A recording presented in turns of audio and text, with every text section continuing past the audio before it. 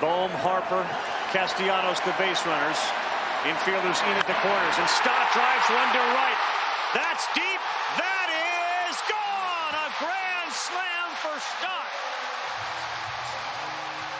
Welcome to episode 75 of Broad Street Hustle. I feel like that should be some momentum episode 75. I don't know what they call it out, but episode 75. Geez, it's been a lot. And Diamond? With the Diamond anniversary? I believe it's Diamond Jubilee, yes. All right, there you go. I knew it had to be something. So here's the Diamond Jubilee episode, and fitting because we are going to be talking Phillies baseball. The magic is back. Exciting times. So we're going to get into Phillies. We're going to round out the MLB playoffs all the way through the World Series, give a few predictions. We're going to talk Eagles this week. We're going to talk Eagles last week. Unfortunately, we'll go through our picks from last week, and then we'll give out some picks this week. So the typical episode, nothing new for hopefully the foreseeable future if the Phillies keep going. So let's go through. We got Jason Sayeda. Hey, Tom, what's going on? Jason, how are you? Jimmy the Chalk. Appreciate the Phillies allowing us to stay on schedule. Yeah, we floated it around, but luckily they swept. And we got Christopher Michael Meeker with his Phillies shirt on. What's up, man? It is, How are you? Let's just jump right into it. Let's go Phillies. Come on, the magic is back. Like I said, you didn't know if they could bring back that feeling that you had last year watching it, because last year was a little unexpected, and they kind of captured you, and they won St. Louis in a comeback fashion in Game 1, and then obviously the Braves and so on. I got to be honest. For me, it came back. Game 1 was just like baseball, playoff baseball, nerve-wracking. But then Game 2 with Stott's grand slam, and it was like a party scene. That crowd was crazy. So for me, it's back. It's just like it was last year, and I'm pumped. I gotta be honest. I'm super pumped. Jason, you want to kick us off with some Phillies talk? Yeah, I mean, it's any playoffs that come about for Philadelphia when the team has a legitimate chance and not like in the 2010s when the Sixers were the 8th seed and they were going to get annihilated by somebody. When the team has a legitimate chance. 2020 Sixers, 21 Sixers, 22 Sixers. Yeah, but they kind of had an outside shot, those teams. But when you're the 8th seed and you're sneaking in to get, massacred. But anyway, so yeah, I mean, for me, this series was all about the Wheeler and Nola. I thought, I watched Wheeler pitch in that Tuesday night game, and he was, I think it was the best I've ever seen him pitch. Like, honestly, it was as dominant to me as, Kurt Schilling. I was at this game, Game 5 of the World Series in '93. One of the most dominant performances I've ever seen. And then Halliday's no-hitter against the Reds in 2010. To me, those were like the two most dominant pitching performances I've ever seen in the playoffs for a Phillies pitcher. I'm sure Steve Carlton had them too, and I was too young to remember. But, and then that's Wheeler. And then Nola was very good last night. He did his job. I mean, he wasn't as dominant as Wheeler, but he was good enough. But what's crazy is statistically Nola was better than Wheeler. Yeah, he was.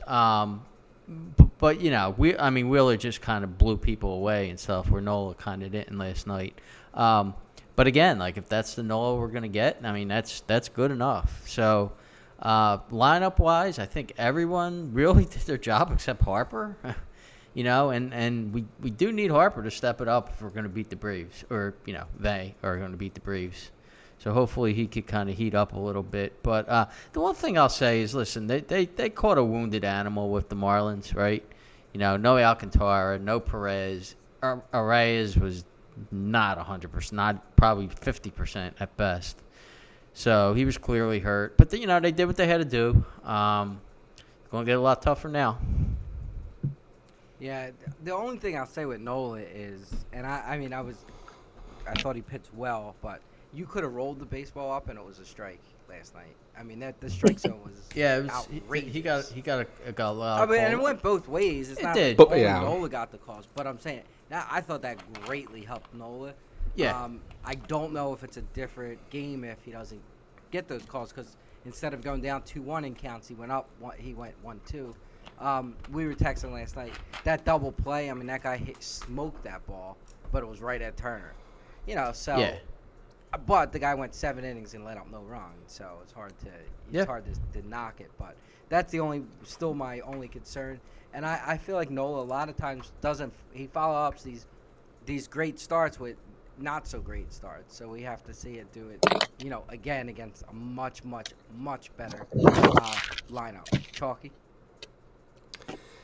Yeah, I mean, the strike zone was pretty generous both games, actually, but Wheeler was a little more on point.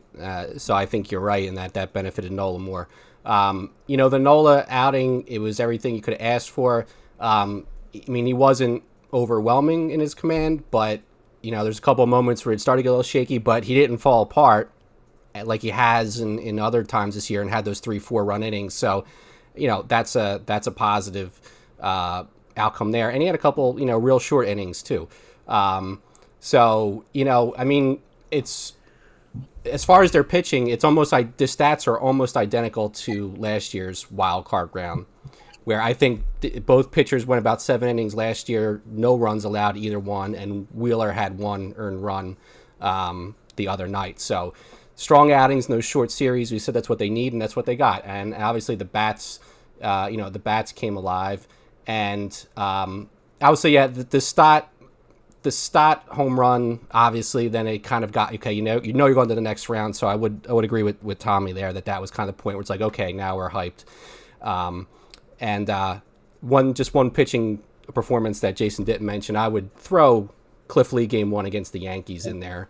That was a pretty memorable one as well. But, it sucks when you have high expectations and you get knocked out. That's the one benefit of those bad teams Jason mentioned, like the 2021 Eagles were a 7 seed, and it was the least excited I was ever for a playoff football game because I knew Tampa was going to roll over them. Mm-hmm. So if Atlanta can beat us, it'll hurt that much more. But the team is rolling, so I don't think anybody wants to play this team right now if they had their choice. Yeah, I mean, what's the series? The line? I didn't even say it. The money line. It's pretty heavy for the Braves. Oh, really? It's, on DraftKings, it was like what, -2 something, 205 or something like that. I'm looking at it. Wasn't the biggest. Dodgers are a bigger favorite over Arizona, but it was. I'll see what the latest is now. I'll pull it up. But DraftKings was a lot higher than other ones. Like they were the highest. I saw like a 150, 160 opening last night with Atlanta. One of the books was posted online. I think it's moved up, where Atlanta's become a heavier favorite so far. And I think that's because they're a very heavy favorite game 1 because they're going to have Strider against Suarez. I haven't even seen any announcement on the pitchers yet. Yeah, I have some stats, like after Meeker talks and stuff, for pitchers that'll be interesting coming up in this series. What's your final thoughts? Yeah, I mean, I'm glad that they drew Miami because, as you can see, Arizona is a pretty scrappy, good team, and they ended up taking out Milwaukee. So we were a little bit fortunate in that manner. I wasn't really, I mean, at any point, I don't think I was nervous one bit. I mean, the Phillies outclassed this team. As Jason said, the Marlins are kind of limping into this series, had some injuries, pretty key players that weren't healthy. Look, we've said it I don't know how many times even last year, leading into this year, and talked about it a lot. Nola is the key, right? He is a big key to the Phillies winning these series because you can kind of count on Wheeler giving you his best, but if Nola is the Nola that he was last night in a shorter series, like a 5-gamer here against the Braves, that's going to be key. He's got to be the man. He's got to be the man that he was last night. And everyone got a hit. Was it game 1? Everyone got a hit in that game. Yeah. Yep. So everyone's contributing. Everyone is like clicking at the right time here. I mean, you're right. I mean, I would be worried if I was the Braves in this series for sure. I don't think anyone wants to play this team right now. They're clicking on all cylinders. And we didn't have to really get that deep into the bullpen, so we didn't see any bruises of the bullpen in this series. So they're well rested.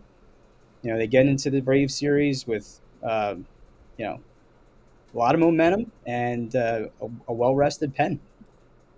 It's big. They're Yeah, also like, I mean, touch wood here, healthy. Like, Yeah, well, obviously that's other a than little bit of a Hoskins. factor because the Braves have Freed, that blister's probably going to plague him for the remainder of. There was somebody else. Morton's Morton, not yep, pitching. One's Morton, out. Yep, Morton. Yeah. So similar to last year when Strider came in banged up for game one. You know, you're getting their game two starter, who might be a little banged up. So yeah, you do have a little bit of an advantage there, especially with the health, like you said. Chalky alluded to it, where we don't necessarily know who game one starter is for the Phillies. I mean, we have to assume it's Ranger, right? Yeah. I mean, everybody probably thinks I would that. assume so. Yeah. Yeah. All right. So jump into it, Jason. What's your? Well, you said you had some pitcher stats. Yeah. Kinda Yeah. leads So us into the I Braves assume series. that. Yeah, I'm sorry. I assume it's going to be Suarez in game one, and if it's Suarez in game one, it's probably going to be Suarez in game four, unless he's really not good. Then maybe you throw Walker in game four, but I think Suarez is a huge key in this series because you're probably getting 2 games out of him. He surprisingly has decent numbers against the Braves hitters, other than Riley, Riley totally owns him. So anytime Riley's coming up on guys on base on Saturday, it's not going to be pretty. And he actually owns Nola too, so he's going to be a key for the Braves for this series. Riley, 5 home runs against him, right? I'm sorry. Did the same research. 5 home runs against Nola in his career. Yeah. From Riley. Now, on the other side, I think Saturday is going to be a tough game. Like, Strider, to me, Strider is a dominant pitcher at home. And I've seen him make comments before about he doesn't like crowd noise and stuff. So I think if Strider pitches here, it's not going to be pretty for the Braves. And obviously it wasn't last year when he pitched here. But game one, Turner is 0 for 14 versus Strider. Basically, the whole lineup does not hit Strider, other than Marsh. Marsh is 4 for 11 with a home run off of him. But no one else, and especially Turner, touches Strider. So game one could be a little hairy. The only thing I would say about that, and it was different because the Phillies were home.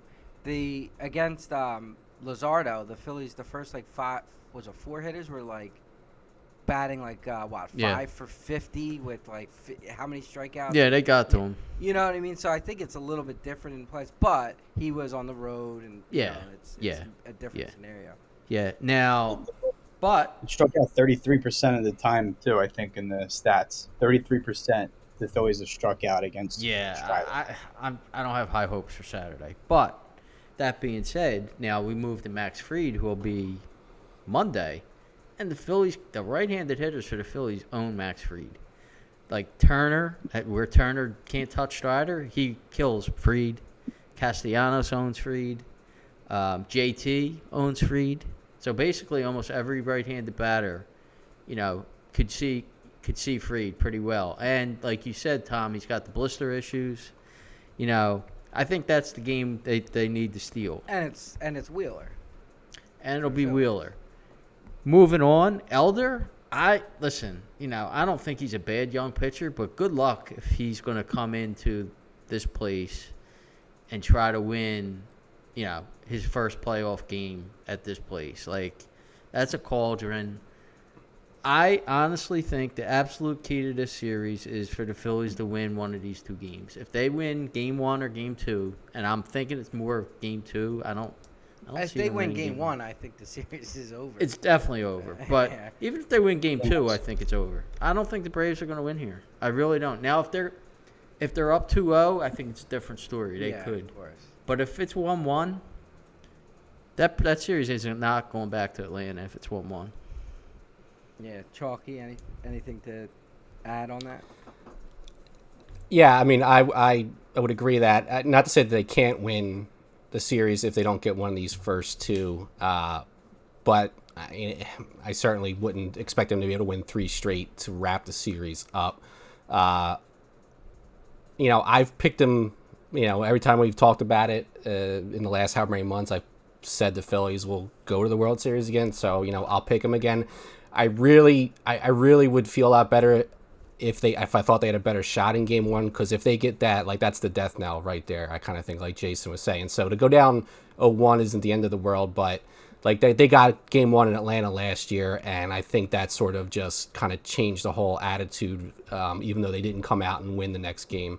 The thing I'll say for game one at the very least, and Tommy, we were all kind of talking about the generous strike zone both nights. They struck out a lot. They didn't work a lot of walks. They actually had no walks from Luzardo. I didn't pull last night up yet, but they made him throw a lot of pitches, even though, like, the first inning was a lot of pitches, even though they didn't score. So I think if they can, they're going to, if you strike out on a full count, it's better than striking out in 4 pitches, right?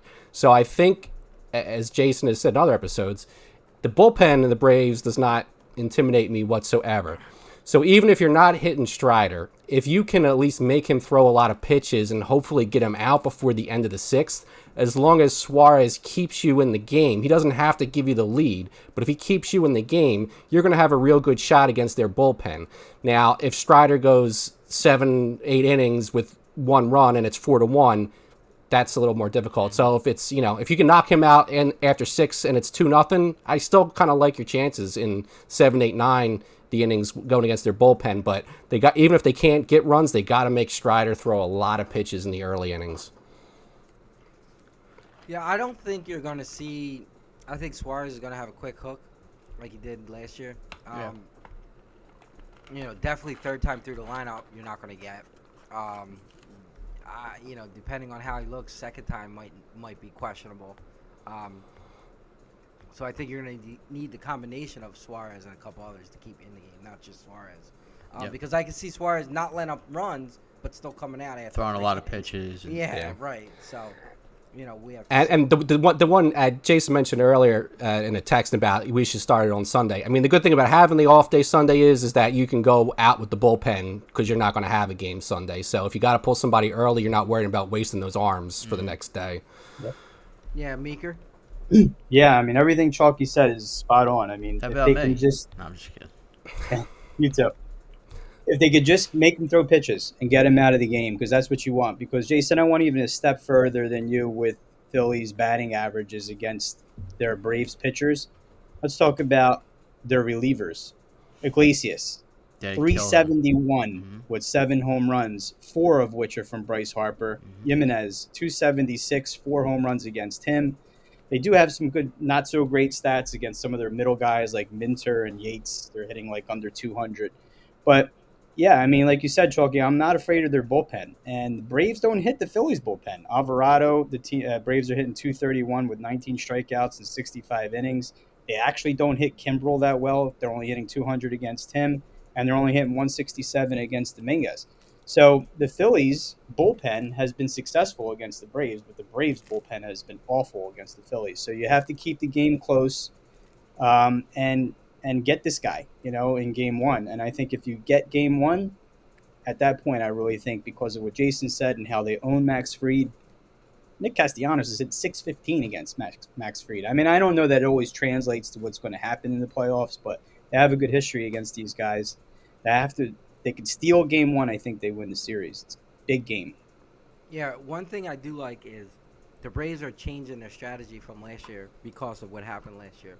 And, they did simulated games, so they weren't rusty going into this series. So, I mean, you could take that one of two ways. One, they learn from their mistakes and they're going to do better, or the Phillies are a little bit in their head. I think they are. I don't think they wanted to play the Phillies. And I do think that that's in the back of their head that, what happened last year and just in general, the same thing Jason said about winning the games at home for the Braves. I think they know that. Like, we got to win these games here because when we go back to the bank, it's going to be a problem. Does that translate? I'm going to bank on it. It does. But, Meeker, what was your – so, Chalky, the only one we got on record here was Chalky with his prediction. Jason, what was your actual Phillies-Braves prediction? Yeah, I mean, I'm not a homer when I make my picks, but I honestly think, I think they're going to lose game one, but I think they win the next 3. I think they win games 2, 3, and 4. So Phillies in 4. Meeker? man. So I picked the Braves to win the World Series this year, and I'm going to change. When did you And pick? I'm going to When did you say pick that? I'm just curious. in the beginning of the year that was my pick to win the World Series, and I'm going to change. And it's not because I want to be a homer. It's really because of just how I feel that this team is playing going into this series. And you mentioned, is it really an advantage? It is an advantage because a team can set up their rotation and they don't have to sweat out that first 3 games of the wild card. But not having to play any real meaningful games for almost a month or more, because we basically locked up the division in August, and then not having to play again a real baseball game for like another week before they play. There's something to be said about that versus a team that's carrying this kind of momentum going into the series. We saw it last year. We might see it again this year. I'm going to take the Phillies in 5. Yeah, the only thing with that is now the Phillies are going to have, 3 days off, 2 days off. So it's not like they're starting right back. And the Braves, it's not like the Braves didn't really do well in the last 2 months of baseball. They still probably had a better record than the Phillies had in the last 2 months of it. So, even though they weren't playing meaningful games, they were still winning them all. So True. I mean, with that lineup, you can win by rolling out anybody on the mound, and that's the thing.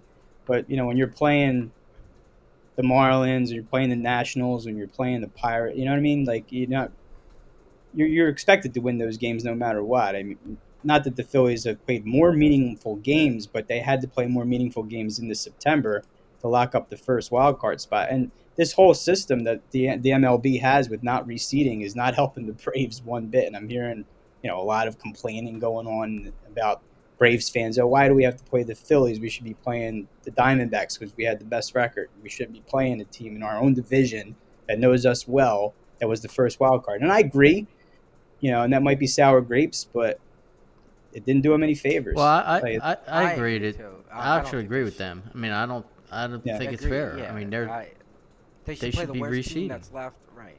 I never Yeah. understood that. Yeah. I mean, that's the advantage of being the best team in the league is you Yeah. play the worst team when who's left. Yep. NBA does the same thing. I just don't get it. I don't understand. It doesn't I'm reward not the teams. a fan of that. Yeah. Yeah, so I mean, I thought the Braves. I said the Braves were going to beat the Phillies in a couple, as all our touch points we've had in podcasts. But I don't screw what Jason says. I'm a homer. I'm going with the Phillies. I mean, I just it's hard to go against them right now. It just is. I mean, the things their chemistry, their bats. Everybody's clicking, like we were saying. You got the same team as last year, lineup-wise, except you added Trey Turner, who's, playing great. I guess you lost Hoskins. And you got a Castellanos who's actually hitting the ball, who wasn't hitting last year in the playoffs. So, yeah, I'm going with the Phillies. I'm going to go 4 as well. I think they could take two of the games in Atlanta. If that's the case, it probably goes 3. But I'll bank on the split and say they win in 4. Yeah, I don't think Atlanta wins here because Game 3 is going to be Elder. He's not winning here. Yeah. And then Game 4. But your Game 4 is Sanchez, Suarez again. But then Combination. that's going to be their Strider, and I don't think Strider's going to pitch well here with this atmosphere. I just don't. I don't think he's made comments before about he doesn't like crowd he's got noise that and one stuff. video out where I think it was during COVID. He said that was the best thing. Yeah. Yeah. Yeah. No, and it did. I mean, he was injured last year, but it did seem to affect him. Mm-hmm. One of the biggest reasons I'm picking the Phillies is the bullpens. I mean, I don't think the Phillies bullpen's great, but they're better than the Braves bullpen. Braves bullpen's And a problem for sure. it's a big problem. So you just got to keep The games close. Braves just out hit everybody. Is why. Yeah. I mean, Yeah. that's the difference. And Yeah. that's what they did. But all pitching year. beats hitting. Like, I mean, Yeah, playoffs. who's hitting Zach? I don't care. I know the Marlins were beat up and all the other night. There weren't a lot of teams that were going to hit Zach Wheeler the way he was Well, pitching. you look too. I mean, the weather gets a little chilly next week here in Philadelphia as Mhm. well. So Mhm. it's not as easy to hit when it's cold. Yep. So all those factors in. All right, let's let's go into baseball in general. So real quick, since we mentioned it, so just the betting lines on the series.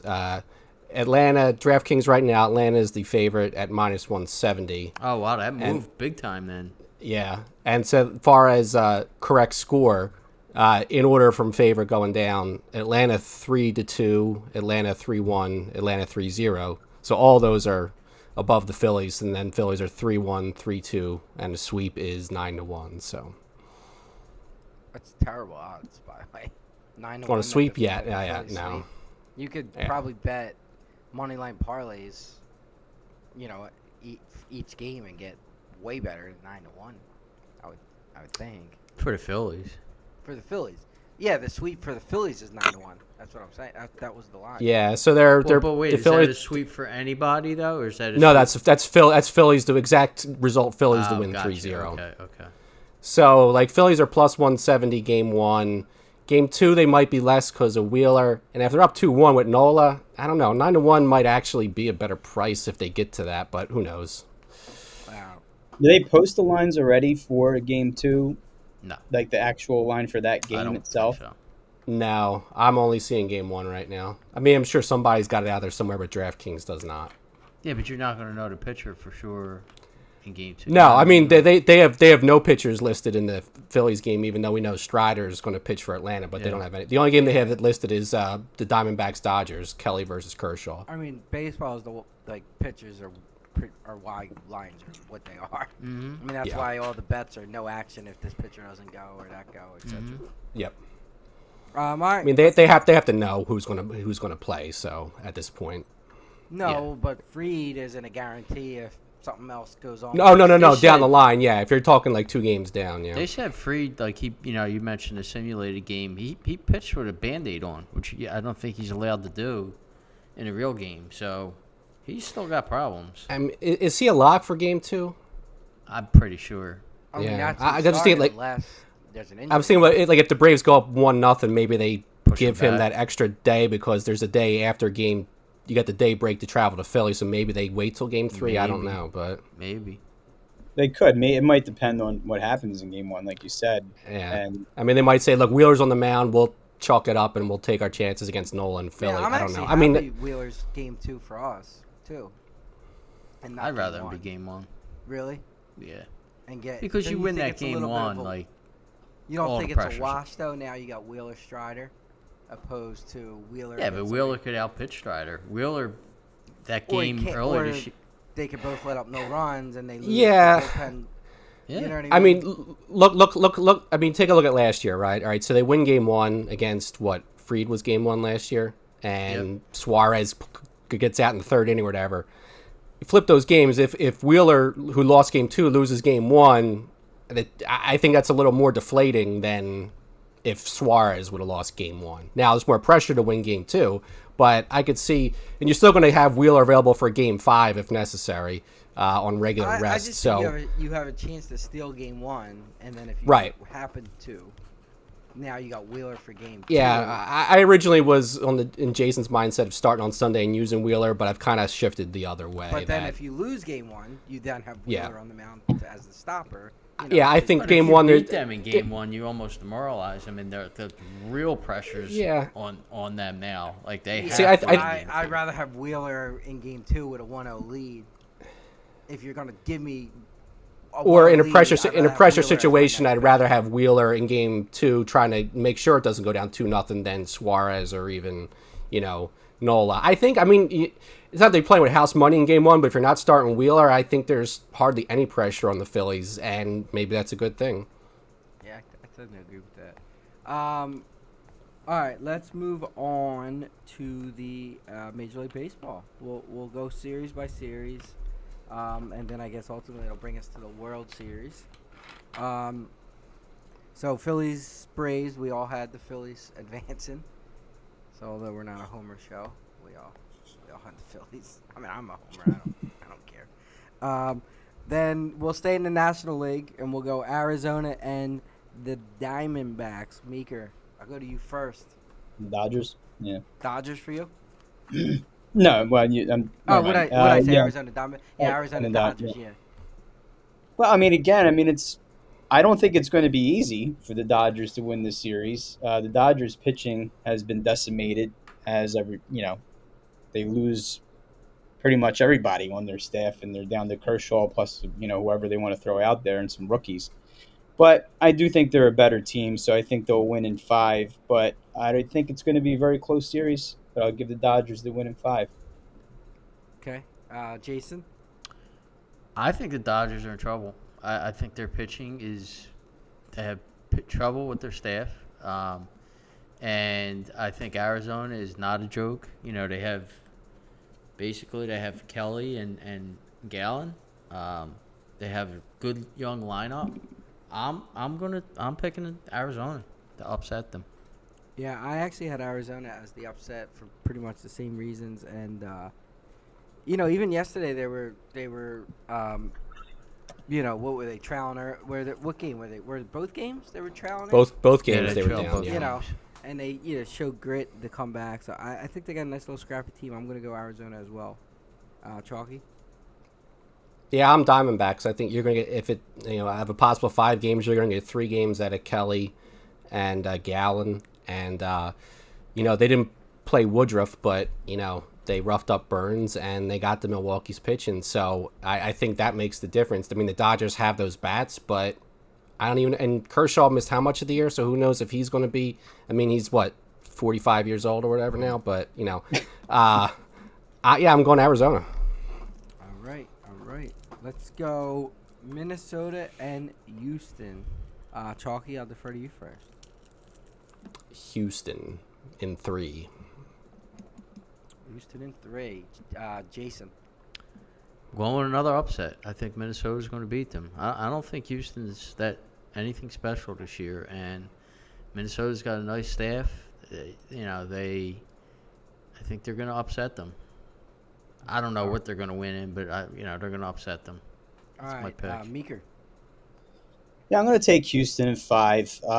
Minnesota's not bad. They do have a good staff, like Jason said, but I think Houston's got a little too much firepower in that lineup, so I'll take Houston in 5 over Minnesota.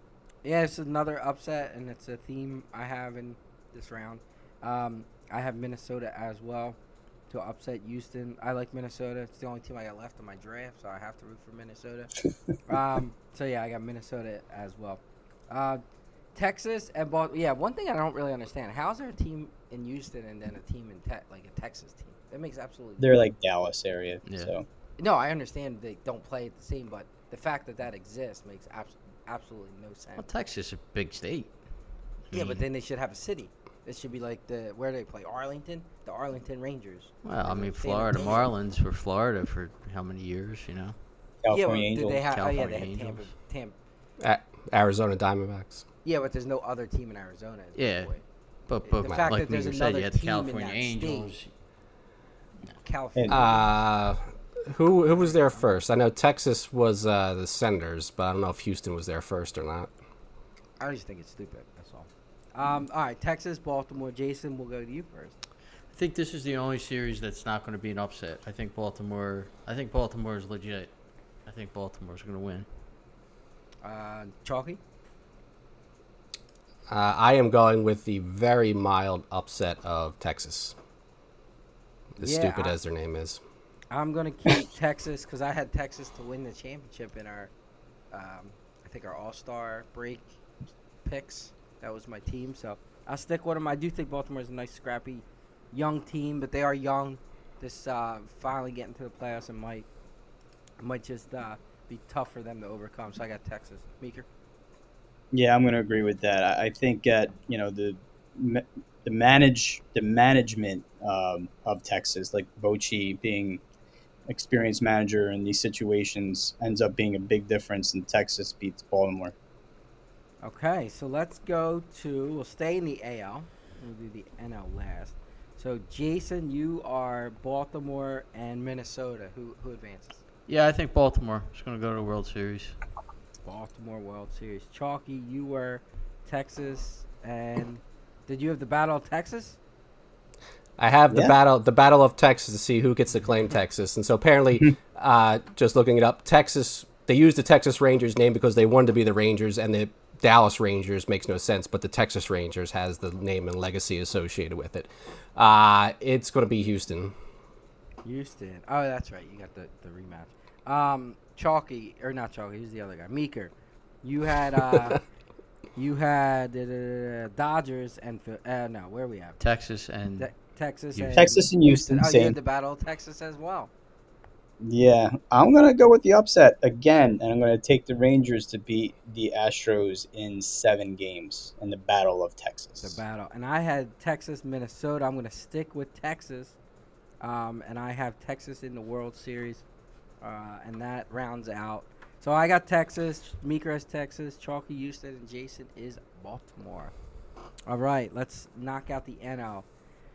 Meeker, you had Dodgers, Phillies. Do I have to pick this? Do we really? Oh, don't man. be a homer and pick what you think.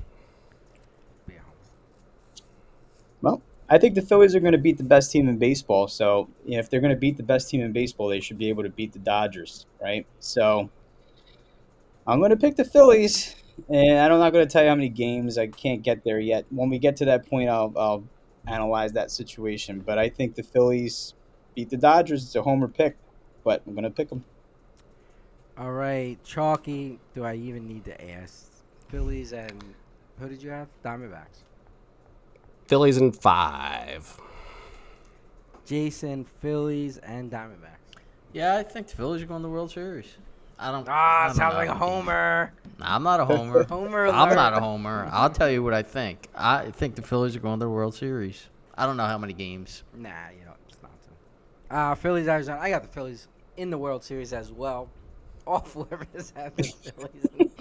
We're not homers, though, but we all got the Phillies. Let's not pick the World Series. Let's wait for Yeah, that. I agree with Meeker.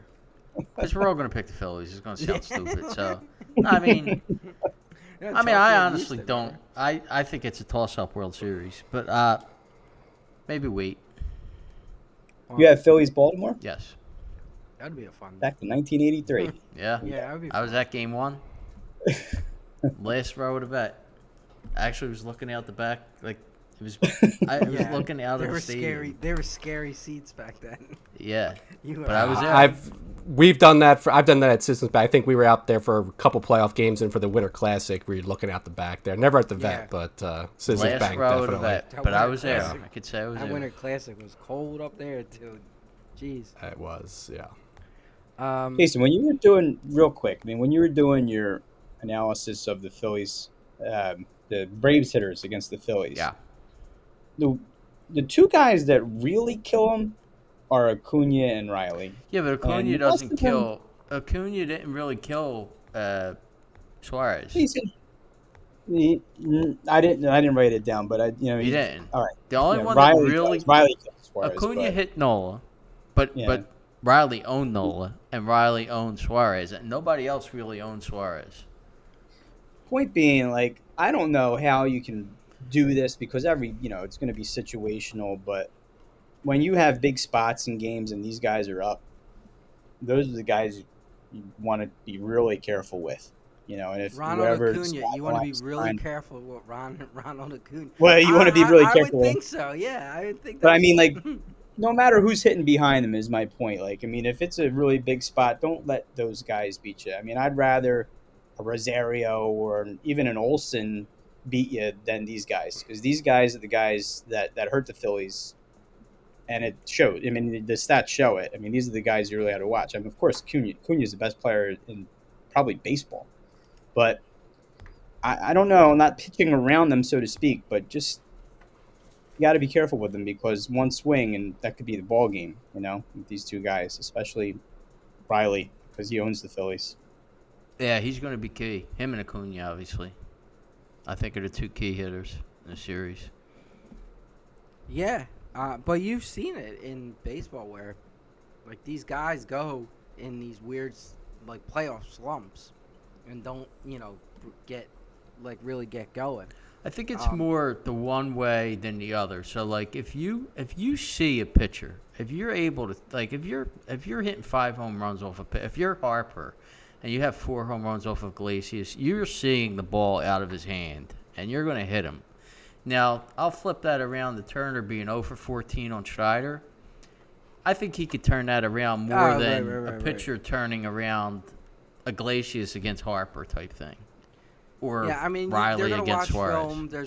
They're gonna look. I mean, they know that. They know. Okay, Harper crushed me, so they're gonna try to figure out why, and make adjustments maybe for that one hitter. But yeah, I hear what you're saying. Unless the batter themselves are just in like a funk. Yeah, Yeah, if your just- timing's off, then that's Yeah. different. But here's one thing I'll say: JT, his timing is on, Yeah, and he hits these guys. So and he's is the going guy to be, that carries. Once he gets hot, he Yeah. carries it for a while. he's going to be really key in this series. Yeah, I see him keeping it going. I do too. You could tell. Yeah. I think he said in an post-game interview he did a couple adjustments. I guess late in the season, which is helping. They always kind of say that. It's probably true, but they always say when they turn it around, they made this adjustment or that adjustment. And Topper even said it with Nola. They made some adjustments with. Yeah, his I was surprised that mechanics. he would try to mess around with the mechanics that late in the season, but I guess it's paid out so far. Yeah, Yeah, I mean but- they work on it, and then I don't know. I mean, I'm sure it wasn't like a turn the switch type of deal. I'm sure it was something they were working on in practice and things like that. And the one thing the Phillies do have going into this series is a guy that neither one of those guys has ever seen, in Kirkering. So, and you might not want to put a kid like that in like the worst situation in the world, but if it's one of those situations where Riley or Acuna are up, men are on, and you're ready to lift your starter, he might be the guy I throw out there because there's no book on him. Well, I think that would be early. great stuff. I think, Yeah, like I you think he said, would get maybe like a hurt. 6th inning. Yeah, something like that. early part Yeah. of the game. Yeah, Yeah, In a big spot, though, like in a spot where you have to get that out. it could be. All right, let's jump to, we've spent most of the show, so we don't have tons of time, but probably not tons of time needed. Let's jump to the Eagles, football and the Eagles. So last week, we all kind of predicted, I think, a fairly easy victory. I had the correct amount of points, just not for the Washington. But it was not an easy victory. If Washington's coach had a brain, they might have even won the game, but luckily he does not. But also the Eagles coaches didn't have brains either, so it kind of washed itself. It was a close game. I didn't think they looked particularly well. I know Hurts got a lot of praise for his play. I thought at times he played well, but I thought at times he played poorly. But I guess not a lot of people saw that from what the post-game stuff that I saw. Jason, what did you think? Yeah, I guess you read my notes because I said the Eagles escaped a bad loss because Ron Rivera went brain dead, by not going for 2 at the end of the game, which I'm flabbergasted. I'm obviously happy he didn't, but I'm flabbergasted that he would not go for 2 there. He said they were gassed or something. That's why so was the defense. I just Yeah. Well, then call Really? timeout. You know what I mean? Like call. Well, maybe they didn't have a timeout, but I mean, I don't know. No, they It's- didn't. They were out. They didn't have a timeout, but it's just baffling. But I think the Eagles have some real concerns defensively. Sam Howell directed, I think it was 4 scoring drives over 60 yards on them, just marching them down the field. And we were talking obviously during the game and stuff, and when the line's not getting pressure, Yep. defense is mediocre at best. And the line at times did get pressure, but they didn't contain Hal, and Hal was able to come out. Hal and looked good. I mean, Hal he did played look good. he played a good game. Now I'm got my one eye on this game right now, and they're not playing a good game tonight. But Hal, he showed some signs against them. Like Tommy said, I thought Hurts was kind of inconsistent. Again, I also, I watched these tapes that this guy puts out on games, on quarterbacks, and he said the same thing. Like his footwork on a lot of throws was not good. We saw a couple of questionable RPO decisions he made.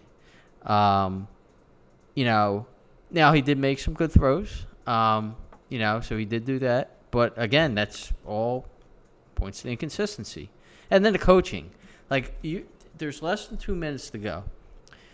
If you get a first down, the game's over. You're kicking a field goal. My question there, didn't Hurts check into that play, though? I don't know.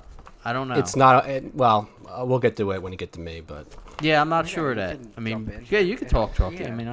I mean, we all thought after the game that was on the coaches. I no longer think that. I believe it's on Hurts that play. The difference, it is still on the coaches because ultimately the coach sends the message like, this is in a situation like that. yeah, you have free don't go range to checking out check. of this. Right. So it is Yes, ultimately on coach. in that sense, he had the freedom to make the adjustment, but he changed the route to Brown, seeing the matchup.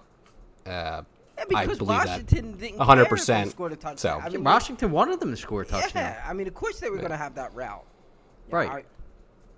just Just my thing with Hurts in this game was he didn't do anything that an average quarterback couldn't have done in that game. The plays he made, the throws he made, the bad throws he made. I didn't see a guy that like I left watching that game saying this.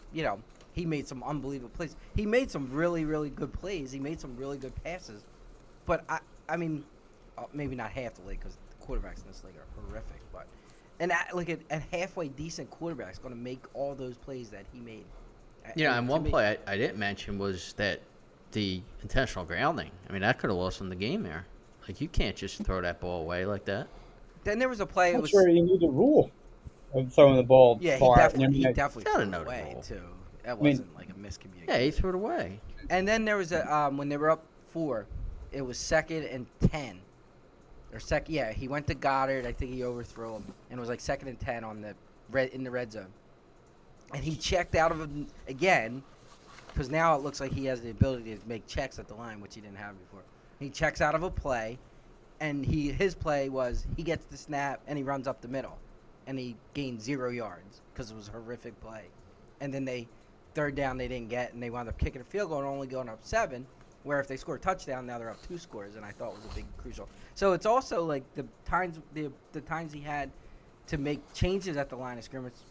I'm probably harping on the times he did poorly and not the times maybe he made checks and they were well. But he did make a lot of changes to plays that did not work. But I also think the coaches put him in bad position. On 3rd and 11, they ran the ball like they did that like delay off tackle run, picked up no yards, and they kicked the field goal. It's like I just didn't understand that game plan, the coaches, but they squeaked by and got a win. As poorly as they played, they won again, and Hurts is 23-3 as a starting quarterback, so it's hard to take away from. One thing I'll throw in is the MVP of the team is Elliott. Yeah, he's unbelievable. I mean, he's like becoming like Hall of Fame he's type kicker. He's money. unbelievable. Yep. He really is. Meeker? No, I mean, I had to watch it back because I didn't watch it live. The one criticism I would have of Hurts is that on many occasions in the game on 3rd down, when he could have run for a 1st down, he didn't. And there was open field all over the place. And I don't know why that is happening, but I'm seeing it more and more this year. I don't know if he's just trying to make a play with his arm because he doesn't want to run or they're telling him not to run, but he's had many occasions where he could have and he's not doing it. But defensively, I thought like the middle of the field was open like all game. I don't know what's going on with their secondary, but it didn't look good at all. They did get some pressure. They ended up with 5 sacks, but Hal was like Jason said, I mean, Hal played a really good game against the Eagles. But their D definitely needs to be better against the back end of the schedule because they can't play like that and beat really good teams. And they have to control these penalties. They had a lot of bad penalties in this game that cost them. But, when a B- game, if that's what you want to call it, beats another team's A game, that just goes to show you that they're that much better than this team, and winning the game 34-31. Definitely stupid not to run the clock out at the end of that game, too. I agree with that. The officials were bad, too. That offsides they called Cam Jurgens where the entire defensive line for Washington was over the line of scrimmage, and the one guy was touching the ball with his hand, and they called Jurgens for lining up, the offensive lineman lining up in the neutral zone. I don't think I've ever seen that. The holding penalty in the first drive was questionable. I was I shouldn't even bring this up because I don't know the answer to it. But there was a show I was listening to, and I don't even remember now. But there was going to be a guy coming on that was like a rugby guy, and he had a solution on how to stop that play for the Eagles, and I just didn't hear what. The that only said. thing I will say is you need somebody that can squat 600 pounds or whatever. Hurts the I only don't thing I know. will say is 3 other teams tried it last week and didn't couldn't get a do first it. down. So it's not. Yeah, I don't know. I don't know Hurts. what his. I mean, lower than the other guy. I guess that's it. I want to say it was it was a lineman. 17-0. Oh, that game. The death. That game. Yeah, that's looking good so far, but we know how that ended last week. Way ahead of me. Like they're just breaking the huddle now. Oh, Tell me, was it Fields that scored? How did that end last week? No, not well, but Who was the death game? I mean, what? Oh no, I'm saying the team that's now up 17-0 blew 28-7 lead last week. Yeah. Gotcha. Actually, do I blowing have this it? Can I cash out in the first half? We'll see. I don't know. Anyway, I want to say it was Watt, but it was it was a lineman that said the Eagles are successful because A, Hurts is a beast in terms of strength. B, Kelsey is the best center in the league, and depending on which direction you go, their guards get underneath it. It's not because.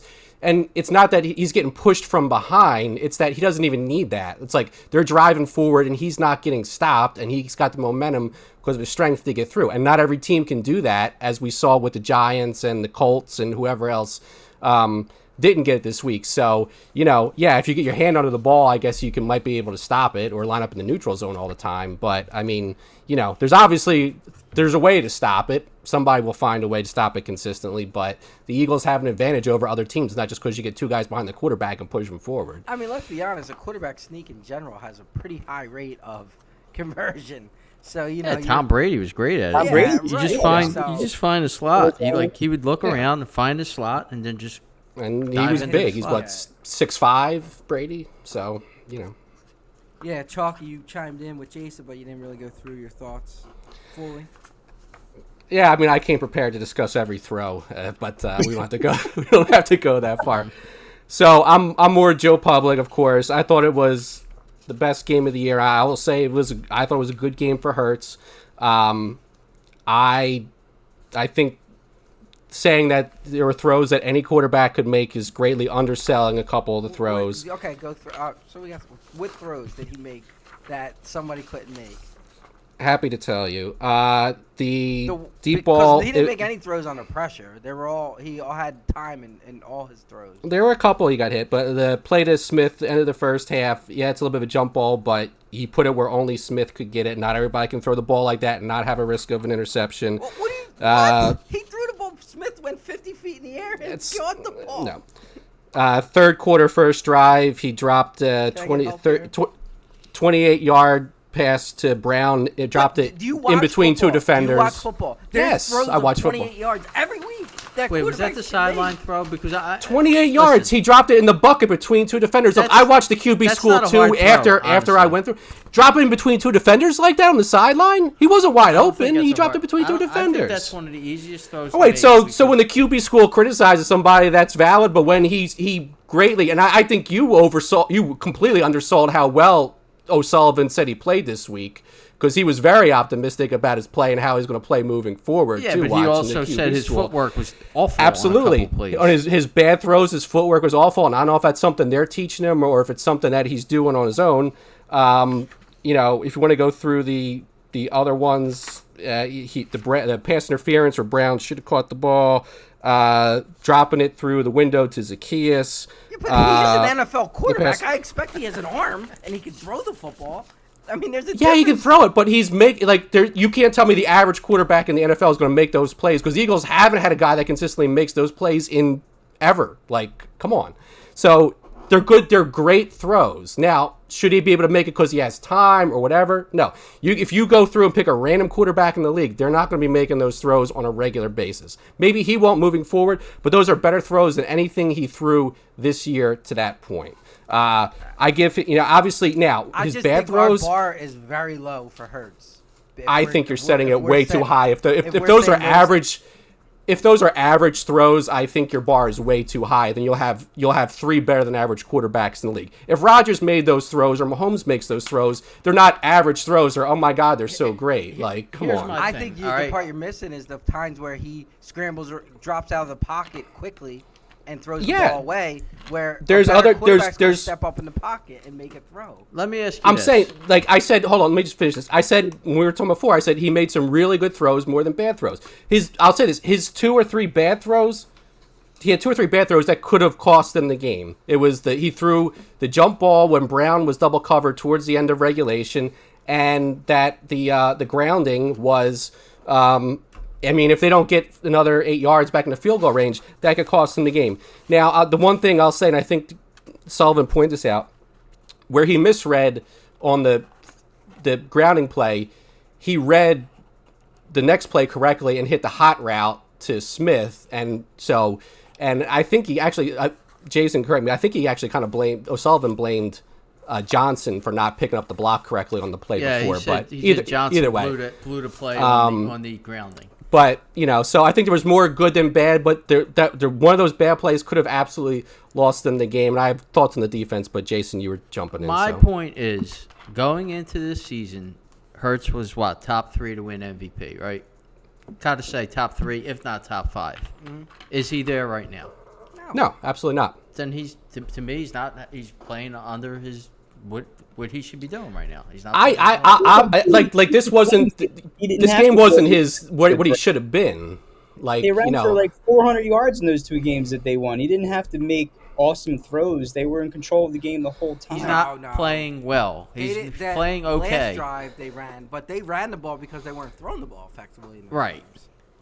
I mean, where I'm optimistic is I'm seeing progression each game. He hasn't had a great game yet, but he was god-awful, maybe one of, if not his worst game in game 1, and he's gotten a little better. Now, this week, we'll see. After this week, he's got the Jets, who's going to be a tough defense, and then you got, Dallas after that? So, if what we saw last week is the best he's going to play, do I think they're a legit Super Bowl contender? No, I don't. Like, I don't think you're going to get past San Francisco or some of these other teams. If he doesn't use his legs, he's an average quarterback. Yes. I think he's being told to be careful with that. I do. I think that he's not running with the same. I also saw a play where he started to go to the sideline and he couldn't outrun the Washington player. No, I wouldn't be surprised if he's hurt or something because he looks a half step slow in some of these plays. But then he had the 25-yard run where he dodged and that looked like what he did last year. But we haven't seen that this year. And the defense is an issue. They've had the linebacker. They haven't had the same linebacker and defensive backfield core for more than one game in a row this year. There's communication issues, secondary but up too. yeah. But on that, and the last drive, yes, you should have kicked a field goal and tried for that. The defense shouldn't have let them. The defense should have been able to stop them. And the one thing I will say about the refs is that they had them 3rd and 17, and the left guard pulled Carter down, or else Carter would have put Howell into the turf, and that would have been the game. And the refs just looked at it and let it go. Like, Carter did a spin move, the left guard is falling backwards and just reaches out and grabs him and brings him down. Like, it was the worst holding call of the game, and they didn't even throw the flag. But anyway, Meeker, you want to? Should have been that close. I was going to say, I don't like to see the percentage in the first 4 games of the year that they're play calling, designed RPOs. They're not doing that. They're just not doing that this year. So you want him to use his legs, but they're not really calling plays for him to use his legs. I mean, like I said, the criticism I had from last game was that he had plenty of opportunities to run and he didn't, and he probably should have. Good. But they're not calling the plays where he uses his legs. Tom, correct me if I'm wrong. You're not criticizing him for not running. You're saying he's not running, therefore he's not as effective. Am I saying that correctly? Because that's the way I see it. Now, but you're regardless saying of why he's not running, I mean, if he's not running, back. he's not running because they're not calling plays for him, he's not going to be as effective. If he's not running because he's just not running, he's not going to be as effective. Right. That's what I'm saying. I don't care why he's not running. Because he's not running, he's not as effective. I don't necessarily agree with that. I think he's I mean, especially when he's breaking the pocket. Like, when he breaks the pocket, he's not making the same plays he did last year. And he made a lot of those plays with his legs. And then curls in a ball. So, I mean, he's probably not tucking the ball in on an RPO, let's say, and taking it as much as last year. But he made a lot of plays that were, originally pass plays last year. And he's, aside from that, like I said, the 25-yard run, he's not doing that this year when he takes it and goes. So something just doesn't, either he's gotten different directions or he's a little banged up somewhere or both. It just doesn't look right. I mean, again, I said it last week. Maybe they're just holding the playbook back a little bit in the beginning. I think it's a little bit of that, but maybe just the opponents they're playing, and they feel they can win games without him running. It's the early part of the schedule. Teams that they're playing that are easier to beat, they've been able to run the ball effectively with their running backs. They haven't had to. I just don't think that they've had to put him in a position to do that. I understand what you're saying, that he may not be effective without running like he did last year against top flight defenses. But why put him in those positions against teams where you can beat them without having to do that? I mean, they barely beat 3 of the 4 teams so far. It's not like either. They should have lost to New England, and they probably should have lost to Washington. Right, three of those 4 games could have went anyway. New England, the guy didn't keep his feet in bounds on a pretty much routine receiver catch. Washington, I mean, they were a blankenship forearm away from that guy keeping that toe not going out. I mean, they won the game, so you can't say anything, but, I think it's a risky strategy because you could have lost those games easily, too. All right, well, quickly, we'll do Eagles-Rams, a quick thought, and a prediction. Oh, Jason, I'm sorry. I mean, I don't like the game at all. I really don't. I think the Rams are not, Tom, you brought this up. They're not. They're a better team than I thought. They're not a bad team at all. Stafford's playing well. Now, I believe he's banged up. He's got a hip pointer or something, so that could come into play. But if it doesn't, you got Aaron Donald. You got this rookie wide receiver who's running all over the place. I think Kupp might be back for this game. He's in the window. I thought they were. He's pushing to play. It's not guaranteed, but I'd probably put it more likely than not. I just don't like this Eagles defense right now, and I think it's going to be their first loss of the year. I think they're going to lose 24-23. That's my guess. Yeah, the Eagles are the 27th worst team against the pass, and the Rams are second in the passing game, so huge mismatch there. I do think the injury to Stafford is bigger than It could be what they say. Now, again, that's maybe I'm being a homer and optimistic. Similar to Jason, if Stafford's healthy, I think it's a tough. Even not healthy, I think it's a tough game. Ultimately, because the Eagles played so poorly against Washington, I do think they were sleeping a little bit in that game as well. So I do think they travel cross country and wake up. You don't see that same performance from the defense. I think the offensive line is not great for the Rams. And if Stafford has a little bit of issues with the hip, the defensive line can get to him. Stafford can turn the ball over. So I think there's going to be a couple turnovers that are going to predict the game. Man, that over-under was like 50, which is a lot. And that makes me think there's going to be scoring. So I'll do 31-28. Eagles win 31-28. Chalky? Yeah, so I agree it's going to be a tough game. I mentioned the communication issues it seems like they're having with the linebackers in the secondary, and McVay is going to run. Dean's still out, right? Dean's got to be out at least one more game because they put him on IR. Mm-hmm. Now the linebackers, Morrow obviously had 3 sacks or whatever. He's actually looked all right. The linebackers have looked okay for the most part, or they've gotten better. But the secondary, I think they're going to get one of the 2 safeties back. The other one was getting toasted all over. And I don't think Roby's going to play this week, but they're looking to get Bradbury out of the slot permanently. So we'll see. But I think, McVay with the motion and everything is going to cause, you're going to need to have good communication, and I'm not going to be convinced that's going to be solved this week. Ultimately, I do think the Stafford injury plays the biggest factor. when he got hurt early in the third quarter in that Indianapolis game, they stopped scoring, and that's how Indianapolis got their comeback. And obviously, they won in overtime. I will say I got the same score as Jason, just reversed, 24-23. And before I forget, I don't see the prop here, so I was going to bet Donald to get a sack if he had an over-under of 0.5. The Eagles are one of 2 teams he has never gotten a sack against. 4 games, 0 sacks. He's actually been pretty ineffective against the Eagles. But with Opeta coming in, I was going to put a bet there if that prop ever hits the board. All right. Meeker, finish this off. Yeah, I agree with you, Tom. I think it's going to come down to who wins the turnover battle in this game. Stafford does have a propensity to turn the ball over, and especially if he's injured and playing, you maybe have a better shot at that happening. The Rams are definitely an improved team, and offensively especially with this wide receiver they have that's tearing up the league, and if Kupp comes back. But I think the Eagles will win 27-23, but it's not going to be easy. It might be one of those Eagles score, with the last minute left in the game to win it, and I'm going to take them to win by 4, right on the line. Actually, it's hovering 4.5, I guess. DraftKings had 4 before the podcast.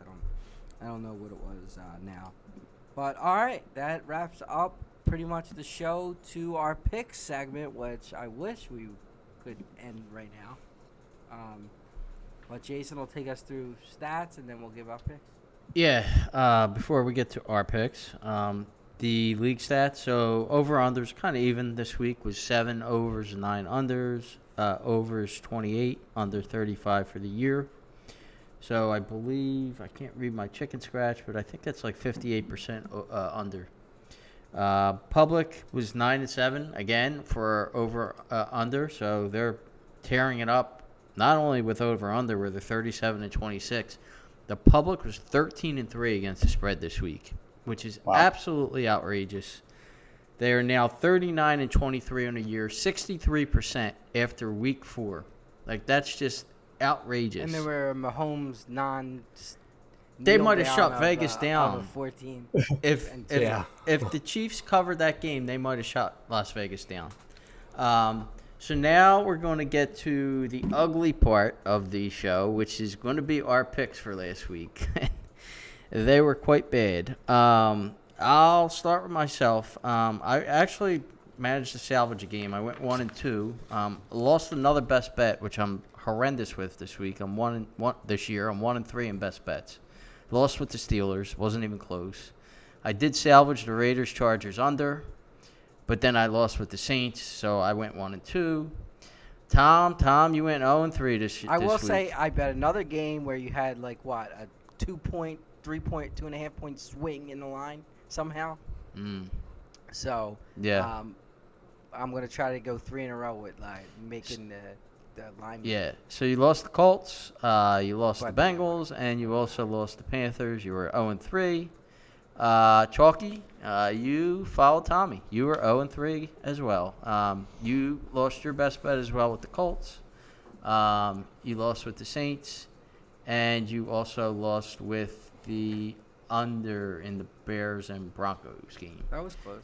And then to add insult to injury, somewhere I think in the third quarter of the Broncos-Bears game when Fields was 24-25 with 4 touchdowns and 1 incompletion, which was a Hail Mary, I texted Jason that Denver was the biggest pig team in the league. Yeah. Whoops. Yeah, right. So got them in the winner's circle at least, so count that as a half a loss. Yeah. So Fields still managed to help Denver win that game at the end. Yep, see, that's what I'm saying. So we'll get to our boy Meeker. Now, I have a trivia question for you guys. So Meeker went 1-2 in week 1. He went 1-2 in week 2. He went 1-2 in week 3. What's your guess on what he did in week 4? 1-2. 1-2. He went 1-2 again. So our boy Meeker, he did win his best. He had to go across the pond to get his win, right? He did. It started so well because that was our first bet of the week, and it was the early game, and it was like we won one more game the rest of the week. But so Meeker won his best bet again. So he's now 2-2 with his best bets. He had Jacksonville, a little Joe Public, but we got the win. But then he dropped the Cleveland-Baltimore over with that that quarterback for the Browns, who we didn't know who the quarterback was, and it didn't matter to him. It but did seem to matter. It mattered. It did matter, believe it or not. And then he lost with the Giants, who are just an atrocious team. So let's go to our weekly records. For the year. I'm 6-6 now. I'm 50%. I'm now minus $60 on the year, minus 5% ROI. Not good. Tommy is 4-8, 33% win percentage, minus $341, minus 28% ROI. Chalky's 5-7, 42% win, minus 237, minus 20% ROI. Meeker 4-8, 33%. Minus $432, minus 30% win percentage. Our pod is now 19-29 on the year, 40%. Minus $1,070, minus 22% ROI. Best records, real fast. I'm 1-3. Tommy's 1-3, but you guys are both 2-2 at least. So we're 6-10 now on best bets, which is still horrendous. For the all-time, I'm still 39-25, still 61%, $1,033, 16% ROI. Tommy's still 32-26, 55%, $524 profit, 9% ROI. Chalky 29-36, 45%, minus $948, minus 14% ROI. And Meeker 27-36, 43%. If you followed Meeker's bets, you're down $1,151 and minus 18% ROI. I mean, I'm just going to say a disclaimer here. If the public continues to win, I'm going to gonna guarantee you my picks will continue to I'll be 35% by the end of the year. So that's the disclaimer. All right, let's go through because we're long in this show. Chalky, start us off. Yep. Well, I was going to be charitable and get everybody else in the winner's circle by going all public, so that way you guys could fade me, but I thought better of it. I really, ranking these was no chance, so I'm just going to go in order. Jaguars plus 5.5 in the London. We got, one down.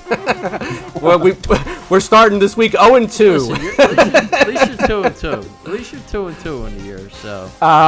Hopefully they're not doing too much tourism, but they're staying over there for the week. And Buffalo has been getting hit, and that line has moved. So I'm going to take the 5.5 in with Jacksonville. My second pick is going to be Colts money line plus 110 to win outright against Tennessee at home.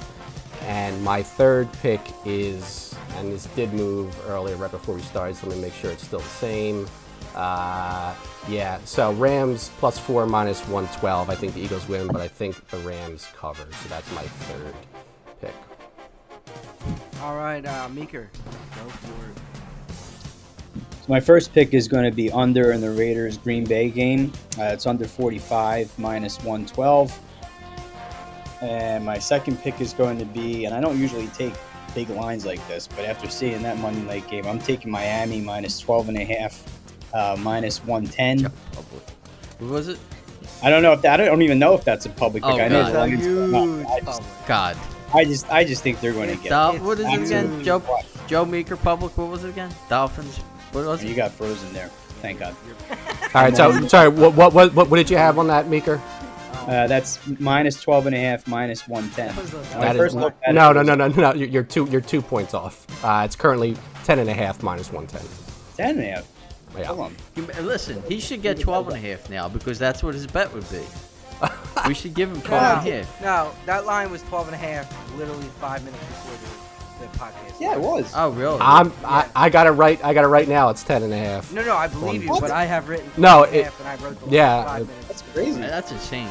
But okay. Did some news come out while we're on here? Lower. That's a good question, but it's DraftKings for me at least is showing 10.5. Okay. Well, I got my 10.5, then minus 110. Taking that. Are you? Wait, let me. Are you? And that is 88%. I got 12.5 on the app. I don't know. I mean, I'll show you my screen when we're done, but yeah, I'm seeing 10 and a I'll half. pull it Well, up. let's I'll do be 10 and a half. I like the it. arbiter here. I'll What do you pull it up. have, Major? I do have 12.5 on the app like you do. Yeah, But Yeah, it's 12 I'm on and the. a half. Okay. I mean, I'll show you. Yeah, I'm on the computer, so I'm seeing 10 and a half, but I don't know if it's a difference. But. Yeah, it's 12 and a half. that's interesting. All right. And my third pick will be under in the Atlanta-Houston game, minus 110. It's 41.5 is the line there. Okay, and I will go. My best bet of the week was the Giants at plus 12.5. As 88%, 88% of the public is on Miami in that game. I went with the Giants. Hold on. I scrolled too far. I was on next week's game against the Panthers. 12 and a half is correct. There you go. And I didn't even drink tonight, but My second pick is Baltimore at minus 4.5 against Pittsburgh. 74% of the public is on Pittsburgh, and that line is continuously increasing. And I think, isn't Pickett playing? Maybe not. Yes. They think he says might. he's playing. Not So that wait, matters. it's minus 4.5, and what is it, 110? They 110 as well, yeah. Okay. And Yep. then my third pick was Atlanta minus 1.5 at minus 110. Yeah, I like that. Yeah, Houston is, everybody's fine. Jason, finish it. So I'm going to do, obviously you guys know what my best bet is because I groaned when Chalky said it. Jacksonville plus 5.5, minus 110.